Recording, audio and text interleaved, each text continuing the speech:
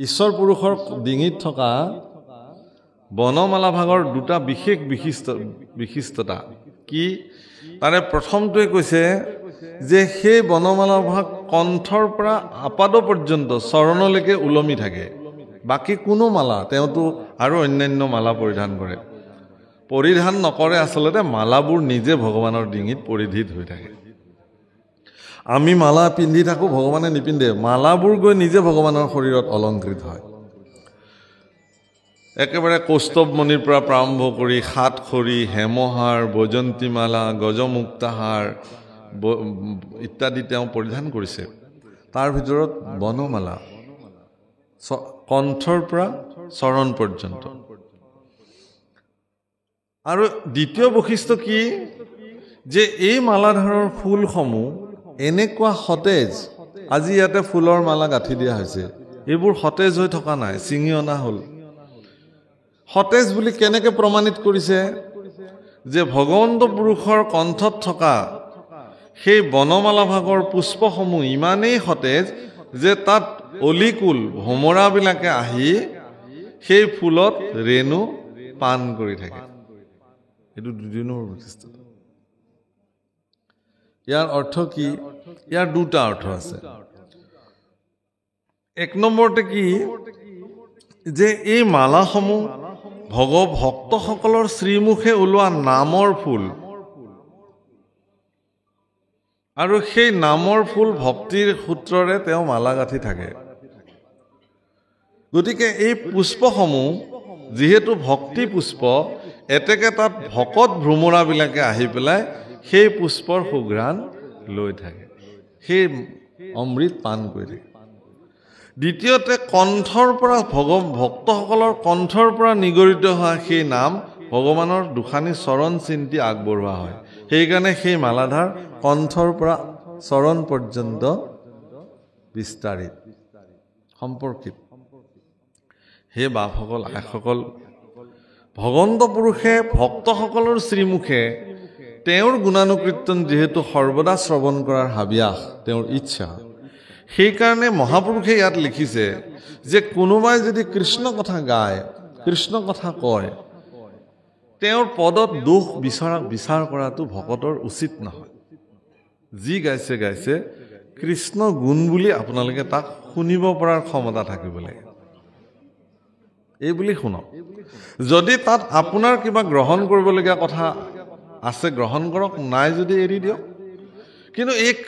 সাম্যকভাৱে এই কৃষ্ণ কথা এই বুলি গ্ৰহণ কৰক আৰু মহাপুৰুষে এই বুলি কৈছে ৰাম শতকৌটি জনমৰ মহাপাপ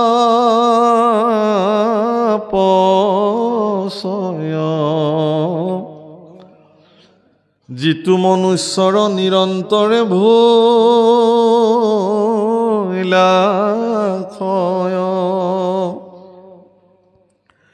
ৰাম শিশিজনে কৃষ্ণ কথা শুনিবা পাৰে পাপীৰ কাণত পাপে খুচিহে নতাৰে শতকৌটি জন্ম শতকৌটি বুলি ক'লে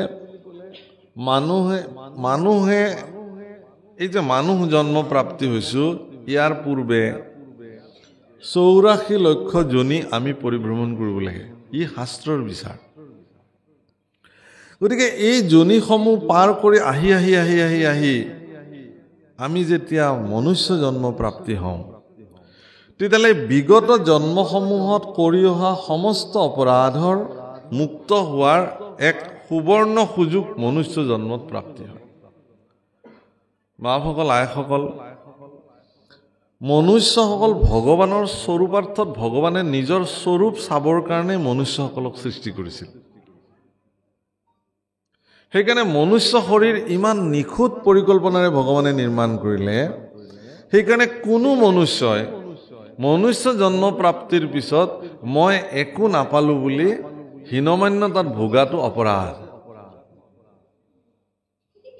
মইনো কি পালো আমাৰ বহুত মানুহে ভগৱানৰ ওচৰত আহি কান্দে যে প্ৰভু মোকনো কি দিলা একেলগৰ আমাৰ কাষৰ মানুহ ঘৰৰ গাড়ী হ'ল বিল্ডিং হ'ল আমাতকেও দুখীয়া আছিল এতিয়া আমাতকেও ধনী হৈ গ'ল আমুকৰ ল'ৰাই চাকৰি পালে মোৰ ল'ৰাটো পোৱা নাই আমুকৰ ছোৱালী ভাল ল'ৰালে বিয়া হৈ গ'ল মোৰহে হোৱা নাই ইত্যাদি ভগৱানৰ ওচৰত আমিবিলাকে অভিযোগৰ আবেদনবোৰ দিওঁ এনেকুৱা অনুষ্ঠানবিলাকত মই আগতেও বহুবাৰ কৈছোঁ যে এই যে চাকিবিলাক জ্বলিছে ইয়াতে এই প্ৰত্যেক গছি চাকিয়ে একোখন অভাৱৰ আবেদনৰ ৰাজসাক্ষী জ্বলন্ত সাক্ষী হয় নহয় কওক গতিকে মনুষ্যই আমিবিলাকে ভগৱানক এটা কথা আমি প্ৰত্যেকজন মানুহে জানো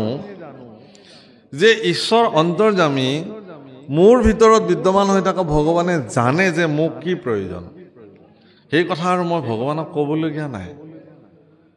গতিকে আপোনাৰ যোগ্যতা অনুসাৰে আপোনাৰ যোগ্যতাতকৈও বেছিকৈ ভগৱানে আপোনাক প্ৰদান কৰিছে এই বুলি ভগৱানৰ ওচৰত কৃতজ্ঞ হোৱাটো দৰকাৰ প্ৰয়োজন এইকাৰণে যে হে ভগৱান মোক তুমি মানুহ কৰি দিলা সেইকাৰণে শতকোটি জন্মৰ যি মহাপাপ সেইটো মনুষ্য জন্মত নিৰন্তৰে ক্ষয় হয় আৰু যিজন মনুষ্যৰ শতকোটি জন্মৰ মহাপাপৰ পৰা মনুষ্য জন্মত তেওঁৰ কাৰ্যৰ দ্বাৰা তেওঁ তাক মানে শেষ কৰিলে তেওঁহে বোলে কৃষ্ণ কথা শুনিব পাৰে এইটো আকৌ বহুত ডাঙৰ কথা আজি ইয়াত যে আপোনালোক পৰম সজ্জনসকল আহি কৃষ্ণ কথা শুনিবৰ কাৰণে বহি আছে শতকোটি জন্মৰ মহাপাপৰ পৰা মুক্ত হোৱাৰ কাৰণেহে আপোনালোকে আহি এই স্থানত বহি একান্ত চিত্তে কৃষ্ণ কথা শুনাৰ সৌভাগ্য মিলিছে বাপসকল আমি ধৰ্ম কি সেয়াও জানো অধৰ্ম কি সেয়াও জানো পাপ কি সেয়াও জানো পুণ্য কি সেয়াও জানো কিন্তু জনাৰ পিছতো আমি কি কৰোঁ পাপ বোধ আমাৰ মনৰ পৰা কেতিয়াও গুচি নাযায় বৰ ধুনীয়া উদাহৰণ এটা শাস্ত্ৰত দিছে কি যে মানুহৰ মনত থকা পাপ এনেকুৱা এটা বস্তু যে অৰণ্যত যেতিয়া প্ৰচণ্ড লেলিহান শিখাই অৰণ্যত জুই জ্বলে গছবিলাক পুৰি একদম ছাই হৈ যায় একদম লঠঙা গছ এডাল পুৰি যোৱা গছ এডাল থিয় হৈ থাকে কিন্তু প্ৰচণ্ড বাৰিষা যেতিয়া আহি পানী পৰি পৰি পৰি পৃথিৱী জীপাল হৈ যায় তেতিয়া মাটিৰ তলত থকা শিপাডালে পুনঃ পানী সংৰক্ষণ কৰি সেই পুৰি যোৱা গছৰ ঠানিতে নতুনকৈ আকৌ কুঁহিপাত মেলি পুনঃ পত্ৰে পুষ্পে বিকশিত হৈ যায় মানুহৰ মনত থকা পাপো তেনেকুৱা যে ই ৰাম নামৰ প্ৰভাৱতে হওক সজ্জনৰ প্ৰভাৱতে হওক তেওঁ যেতিয়া সেই পাপবোধ চিন্তাটো তেওঁৰ পুৰি যায় কিন্তু শিপাডাল তাৰ পিছতো সি মজুত থাকে কেনেবাকৈ যদি আকৌ অকণমান পাপ কৰাৰ সাৰ পানী পাই যায় তেতিয়াহ'লে পুনৰ আগৰ নিচিনা আকৌ পত্ৰে পুষ্পে বিকশিত হৈ পুনঃ তেওঁক পাপ কৰ্মত নিয়োজিত হ'বৰ কাৰণে তেওঁক পুনঃ প্ৰেৰণা দিয়ে সেইকাৰণে এই পাপ যাতে আপোনাৰ মনত পাপ বোধৰ জন্মই যাতে নহয় তাৰ কাৰণে মহাপুৰুষে শাস্ত্ৰগত এটা সিদ্ধান্ত দি থৈছে কি যে সাধু সংগ অনুসৰা শ্ৰৱণ কীৰ্তন কৰা পৰিহৰা পাখণ্ড আচাৰ এদিন কৰিলে নহ'ব আপুনি দৈনন্দিন জীৱনত সদায় সৎসংগ অনুসৰণ কৰিব লাগিব সাধু সংগ অবিহনে আপুনি আপোনাৰ জীৱনত কেতিয়াও পাপ বোধ চিন্তাৰ পৰা আঁতৰি আহিব নোৱাৰে যিয়ে নকৰক কিয় আপুনি লাগে বাষ্পীয় যজ্ঞ কৰক আপুনি লাগে তীৰ্থ ভ্ৰমণ কৰক আপুনি লাগে যাগযজ্ঞ কৰক যিয়ে নকৰক ব্ৰহ্মানন্দ স্বামীয়ে সেইকাৰণে বৰ ধুনীয়াকৈ লিখিছে কাশী যায় মথুৰা যায় হৰদ্বাৰ রে सार धाम तीर्थ फिर आवे मन का नहीं सुधार रे सत्संगत जग सार साधु सत्संगत जग सार मंदिर जाए करो नित्य पूजा पूजा मंदिर जाए करो नित्य पूजा राखे बरे आसार रे चार धाम तीरथ फिर आवे चार धाम तीरथ फिर आवे नाही सतजन आहार रे सत्संगत जग सार साधु सत्संगत जग सार আপুনি যিমান তীৰ্থস্থানলৈ নাযাওক কেলে গংগা যমুনাত যিমান আপুনি স্নানী নাহক কিয় যদি মনৰেই শুদ্ধিতা নহল আমি এবাৰ মহাকুম্ভ মেলালৈ গৈছিলোঁ আপোনালোকে জানে যে এইবাৰ 144 বছৰৰ অন্তত মহাকুম্ভ হৈছিলে প্ৰয়াগ তীৰ্থৰাজ প্ৰয়াগ যিমান তীৰ্থ আছে তীৰ্থ মানে আচলতে পবিত্ৰ পানী পবিত্ৰ নদী গংগা যমুনা সৰস্বতী কাবেৰী সিন্ধু এইবিলাক সকলো পবিত্ৰ তীৰ্থ তে এই তীৰ্থসমূহৰ ভিতৰত প্ৰয়াগক তীৰ্থৰাজ বোলে মানে তেওঁ তীৰ্থ ৰজা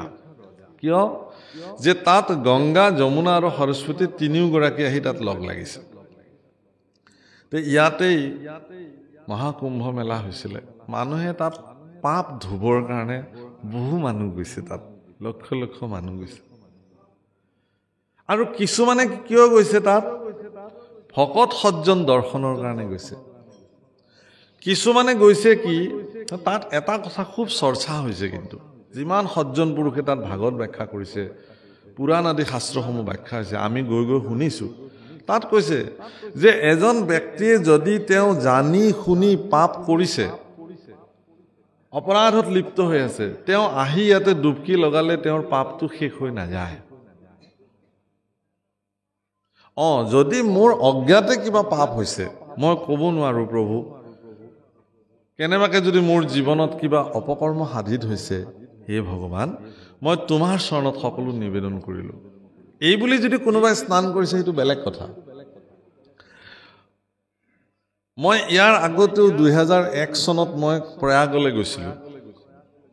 তাত মোৰ এজন বন্ধু আছে মনীষ চতুৰ্বেদী বুলি তেওঁ মোক এটা কাহিনী কৈছিলে তেওঁ মোক লৈ গৈছিলে স্নান কৰাবলৈ তেতিয়াতো মানুহ চানু বিশেষ নাছিলে নাও এখনত উঠি গৈ আমি স্নান কৰিছোগৈ য'ত গংগা যমুনা সৰস্বতী লগ লাগিছে সেই স্থানত তেওঁ কৈছে যে পাঠক जी यहाँ एक कहावत है कैसा बोले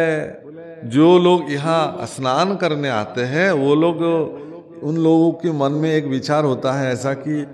वो आएंगे जितना वो जीवन में पाप किया है सब वहाँ पे डुबकी लगा के सब पापों को नष्ट करके पूरा पुण्य शरीर लेके घर में जाएंगे लौट के ऐसे इनका सबरे एतु मनत धारणा থাকে যে মই যি পাপ কৰিলো ইয়াত আহি পেলাই মই এইবোৰ সকলো ধুই পেলাই যাম তেওঁ কৈছে যে পাপবিলাক আকৌ মানুহতকেও বোলে চতুৰ পাপবিলাকে বোলে ভাবিছে কি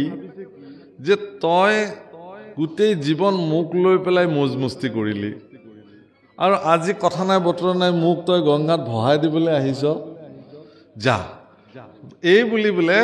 এই পাৰতে যিবোৰ কাপোৰ কানি খুলি থয় বেগ চেক থয় তাতেই বোলে পাপকেইটা বহি থাকে যা তই গা ধুই আহাগে বোলে আমি কিয় যাম তোক এৰি তইহে আমাক লৈছ আমিতো নিজে অহা নাই जब पाप सब वो अपना कपड़ा उपड़ा बेग बिस्तर जहाँ रहते हैं वहीं पे पाप रहते हैं और वो बिना पाप की शरीर जाके गंगा में नहाते हैं यमुना जी से नहाते हैं फिर नहा वहाँ के जब आके कपड़ा उपड़ा पहनते हैं तो अपना अपना पाप साथ में फिर वापस घर में लौट के आते हैं বুলি কৈছে আৰু তেওঁ খুব ৰসিক কৰি কথাটো কৈছিলে কিন্তু কথাটো বহুত তাৎপৰ্যপূৰ্ণ কথা যে আপুনি আজি এইখনো গংগা স্নান দেই প্ৰভুসকল মনত ৰাখিব এই আজি ইয়াতো গংগা আপোনালোকে স্নান কৰিছে তো এই গংগা স্নান কেনেকুৱা তহিতে গংগা তহিতে গোদাবৰী ক'ত য'ত কৃষ্ণ কথা প্ৰবাহিত হয় সেই শ্ৰেষ্ঠ তীৰ্থ স্নান তো গতিকে আজি এই আমাৰ বৃহত্তৰ কালুগাঁৱৰ এই বা কোৱামাৰা ভকতগাঁও ৰাইজৰ যি নামঘৰৰ মজিয়া আজি কিন্তু এয়া পবিত্ৰ আজি দুটা দিনে এক বিশেষ তীৰ্থক্ষেত্ৰলৈকে ই ৰূপান্তৰ হৈ গৈছে। আৰু আপোনালোকৰ দৰে সজ্জনসকলে আচলতে ইয়াতে কি কৰিব আহিছে? স্নান পান আচমন কৰিবলৈ আহিছে। এইটো আচল স্নান, প্ৰকৃত স্নান এইটোৱেই। কিন্তু এই স্নানটো কেনেকুৱা? ই নিৰৱধি হ'ব লাগিব। এই স্নানটো কেনেকুৱা নিৰৱধি? যদি আপুনিও ইয়াত এনেকুৱা মনোবৃত্তিৰে যদি আহিছে যে বাপৰে গোটেই জীৱনটো কি পাপ কৰিলোঁ, অকণমান গাই তাতে ভকত গাঁৱৰ নামঘৰতে বহি ভাগৱত শুনি অলপ পাপ চাপ দূৰ কৰি থৈ আহোঁ, এই বুলি যদি কোনোবাই আহিছে ইয়ালৈ, তেতিয়াহ'লে তেওঁৰো পাপকেইটা সেই কলপুলিকেইডালৰ তাতেই ৰৈ আছে। উভতি গ'লে তেওঁৰ লগতে যাব, সেইকেইটা সাৰি নাযায় কেতিয়াও, তাৰ পৰাই যাব। কাৰণ তেওঁলোকতো ইয়াত নোসোমায়, ইয়াততো প্ৰৱেশ কৰিব নোৱাৰে। পাপ কলি কোনো কাৰণত ইয়াত প্ৰৱেশ কৰিব নোৱাৰে। য'ত মুখ্য তোৰণ দিয়া আছে তাৰ পৰা এইফালে পাপ কলি ইয়াত প্ৰৱেশ কৰিব নোৱাৰে। ইয়াত সেইকাৰণে ইয়াত যিসকল লোক বহিছে চবকে পুণ্যৱন্ত শৰীৰ বুলি মান্য কৰা হয়। কাৰণ আপোনালোকৰ মনত এই মুহূৰ্তত কোনো ধৰণৰ পাপবোধ নাই, তেওঁলোক আহিব পৰা নাই ইয়ালৈ। কিন্তু যদি এনেকুৱা এটা স্বাৰ্থ লৈ পেলাই ইয়াত বহিছে কোনোবাই, তেতিয়াহ'লে উভতি গ'লে তেওঁলোকৰ নিজৰটো গুচি যাব। তেতিয়াহ'লে এইটো চিৰস্থায়ী স্থান কেনেকুৱা হ'ব? যে ইয়াতে যিখিনি কথা আপুনি শুনিলে তাক আপুনি ৰোমন্থন কৰি যাব লাগিব, মানস পথত তাক লৈ যাব লাগিব। নামঘৰৰ পৰা গ'লে গৃহস্থই ক'ব যে প্ৰসাদ আনিছেনে নাই? বোলে আনিছোঁ প্ৰসাদ, তোমালোকলে আজি মই বিশেষ প্ৰসাদ আনিছোঁ, আহা তোমালোক বহা। মই আজি তালৈকে নামঘৰলৈ গ'লোঁ, তাত ভাগৱত চলি আছে, তোমালোকেতো নগ'লা, কিন্তু মই গৈছিলোঁ, মই তোমালোকক তাৰ পৰা অনা প্ৰসাদ দিম। এই বুলি তেওঁ যদি এই ভাগৱত পাঠত শুনা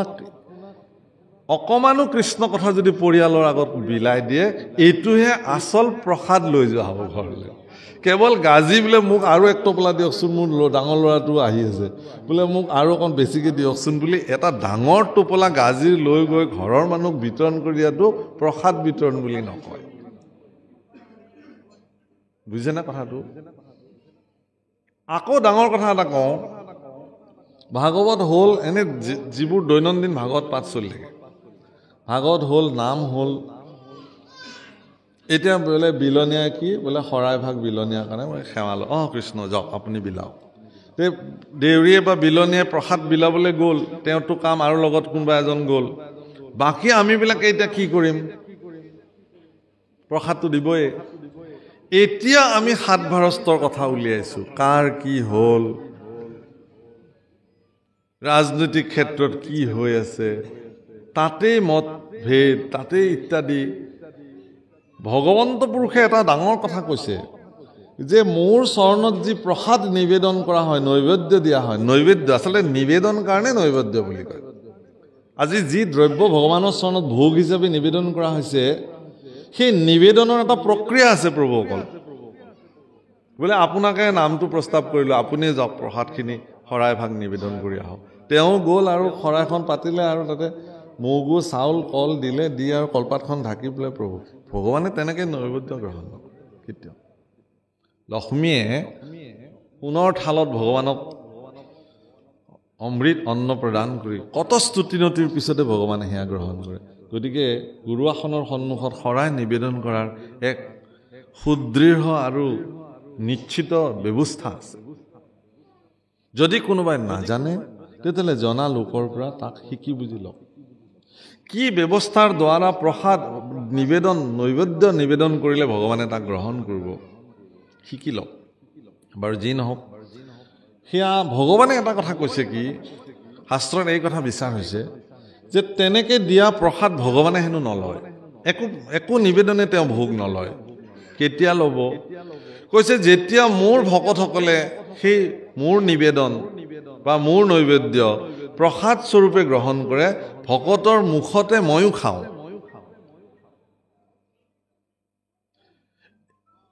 কেতিয়া খাব ভকতে? যেতিয়া নাম সামৰি প্ৰসাদ যেতিয়া আহি সন্মুখত নপৰালৈকে সেই ব্যক্তিজনে কোনো কাৰণত তেওঁৰ মস্তিষ্কত নাম ব্যতিৰেকে বেলেগ চিন্তা কৰিব নোৱাৰিব, তেওঁৰ শ্ৰীমুখে নাম ব্যতিৰেকে বেলেগ কথা পাতিব নোৱাৰিব। কিন্তু যিজন ব্যক্তিয়ে নাম সামৰি পেলাই নামঘৰত বহি সাত ভাৰস্তৰ কথা উলিয়ালে, কাৰ কি হ'ল, কাৰ কি নহ'ল ইত্যাদি, তেওঁৰ মুখখন তেতিয়া আৰু নাম মুখ হৈ থাকিল জানো? ভগৱানে আকৌ সেইখন মুখত প্ৰসাদ খাব নেকি? আপুনি যাৰ কথা কৈ আছিল তেওঁলোকে আহি সেই প্ৰসাদ খাব আপোনাৰ লগত, ঈশ্বৰে নাখায়। তাৰমানে এই কথাটো এইকাৰণেই কোৱাৰ প্ৰয়োজনীয়তা আছে যে নামঘৰৰ মজিয়া এক এনেকুৱা পবিত্ৰ মজিয়া, ই আটাইতকৈ শ্ৰেষ্ঠ তীৰ্থ। ইয়াত স্নান পান অৱগাহন কৰিবলৈ হ'লে ব্যক্তি সুদৃঢ় চিন্তাৰ দ্বাৰা, সংযমী ব্যৱস্থাৰ দ্বাৰা,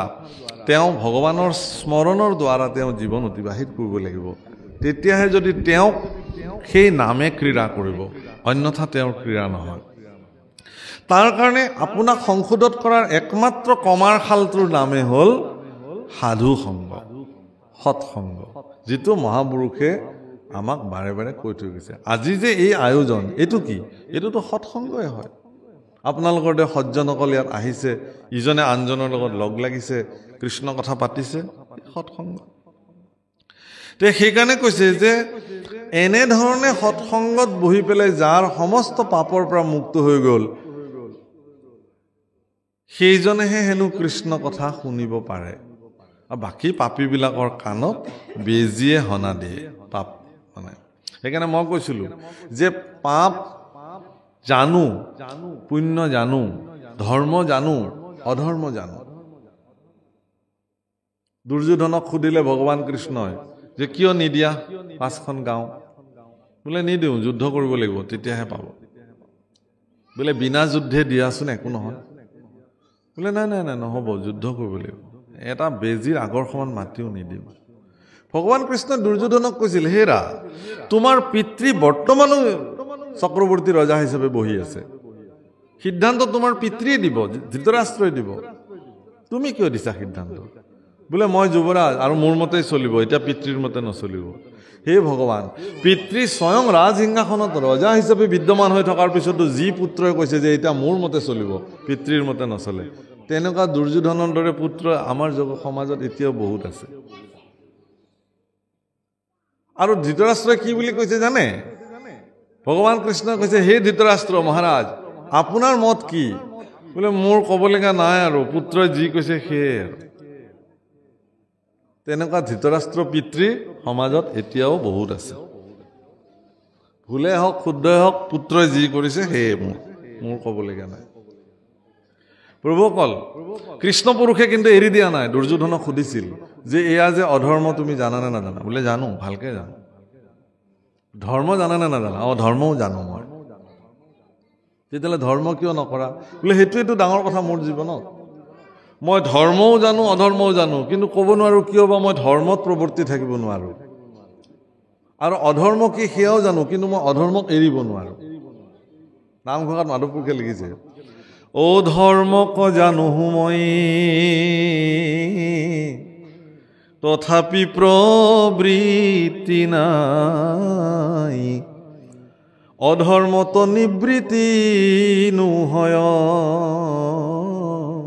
মই ধৰ্মক জানো,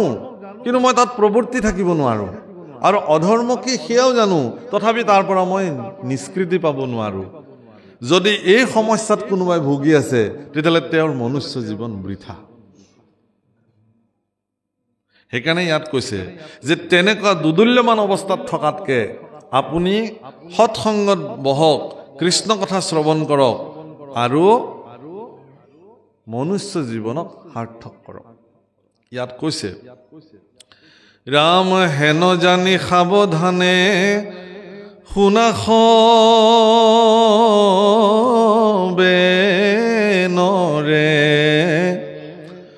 অ নাহি ধৰ্ম কৃষ্ণ কথা শ্ৰৱণত পৰে। ৰাম তপ জপ যজ্ঞ মহাদান তীৰ্থ স্নান, কৌটি ভাগনুহে কৃষ্ণ কথাৰ সমান। হেন জানি, এই কথাটো জানি হে প্ৰভুসকল আইসকল, অত্যন্ত সাৱধান চিত্তে